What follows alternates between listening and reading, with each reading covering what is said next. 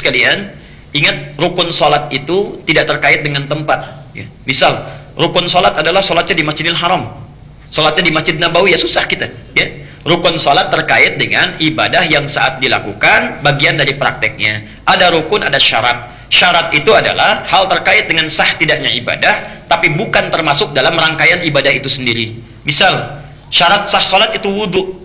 Wudu bukan bagian dari rangkaian sholat, ya. Nggak ada misalnya takbir kemudian wudu dulu, nggak ada begitu kan? Ya. Jadi sebelum kita sholat wudu dulu. Orang yang sholatnya tanpa wudu benar sholatnya, dari takbir sampai salam nggak ada yang salah, tapi tidak sah karena tidak wudu.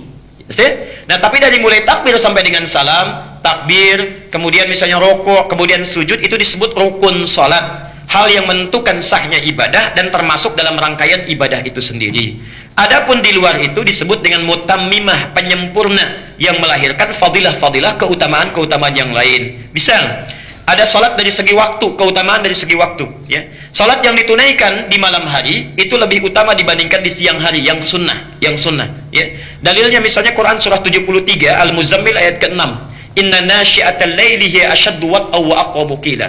Bangun malam itu kalau dilakukan lebih khusyuk, lebih menyentuh dibandingkan dengan salat di siang hari. Ada keutamaannya, karena tidak banyak gangguan, tidak banyak aktivitas, sentuhannya lebih cepat, karena itu syaitannya lebih kuat.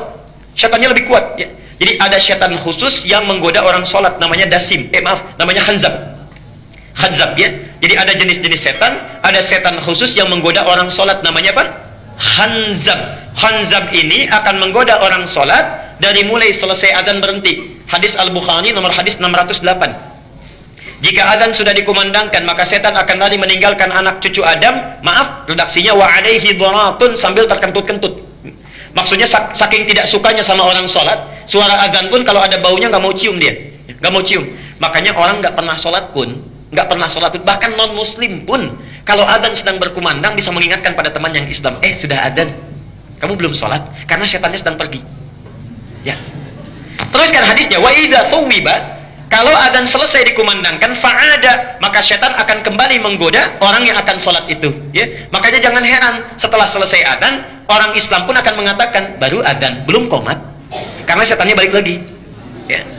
Nah, sampai akan ditunaikan sholat itu akan digoda oleh khanzab ini, hatta la yash'ural musalli kam rak'atan yusalli, sampai tidak sadar orang yang sholat berapa rakaat sudah menunaikan sholatnya. Sampai tidak sadar orang yang sholat sudah berapa rakaat menunaikan sholatnya. Punya pengalaman ini? Ada kelihatan dari wajahnya, ya. Baik, teruskan. Nah, ini diantaranya sholat malam. Sholat malam. Ada yang terkait dengan tempat, ya. Maaf, malam saya sarankan, karena kita sudah belajar as-sunnah an-nabawiyah, mohon sebesar-besarnya jangan tinggalkan tahajud. Jangan tinggalkan tahajud. Sholat tahajud itu punya 4 kemuliaan yang tidak akan ditemukan di sholat apapun. Itu cuma malam, waktunya malam, ya. Satu, Allah menjamin akan mengangkat karir pekerjaannya, ditempatkan di tempat terbaik. Yang kedua, cara dia bekerja, beribadah, beraktivitas dibimbing supaya mudah. Yang ketiga, kalau ada kesulitan dibimbing supaya keluar dengan lancar. Yang keempat, kalau sedang bekerja diganggu orang, ada yang mau menyingkirkan, menyungkurkan, menyudutkan, Masya Allah, Allah langsung yang tolong tanpa perantara. Dalilnya jelas, bukan hanya hadis tapi langsung Quran. Quran surah ke-17 ayat 79 sampai 81. Al-Isra. Wa minal laili fatahajjad bihi nafilatan laka. Di antara sebagian malam silahkan bangun tahajud. Hukumnya cuma sunnah, bukan wajib.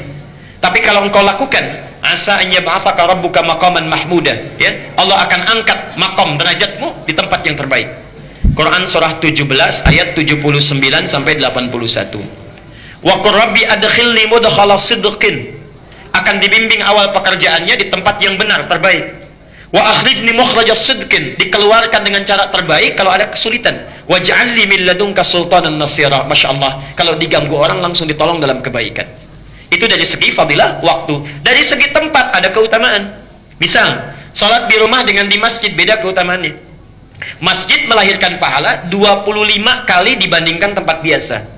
Jadi kalau bapak misalnya, maaf, tetangga masjid memilih salat di rumah, itu sudah kehilangan 25 kebaikan. 25 itu kata Nabi, jarak 1 ke 2, 2 ke 3, 3 ke 4, masing-masing 500 tahun. Di 1 ke 2 500 tahun, 2 ke 3 500 tahun, 3 ke 4 500 tahun, sampai ke 25. Jadi antum sangat rugi luar biasa kalau jadi tetangga masjid, tinggal beberapa langkah tapi memilih untuk sholat di rumah atau di tempat biasa. Ayo berangkat ke masjid.